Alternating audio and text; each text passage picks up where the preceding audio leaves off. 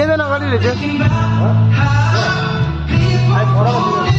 iPhone unboxing गर्दैछ हेर्न सक्नुहुन्छ यहाँ हाम्रो आइफोन कुन चाहिँ अरे अन्त